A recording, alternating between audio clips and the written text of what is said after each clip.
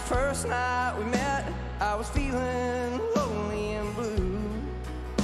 I just moved to the country to get me some rest. The city can put a hurting on you, especially a fella from Eastern Kentucky without a penny or worth his name.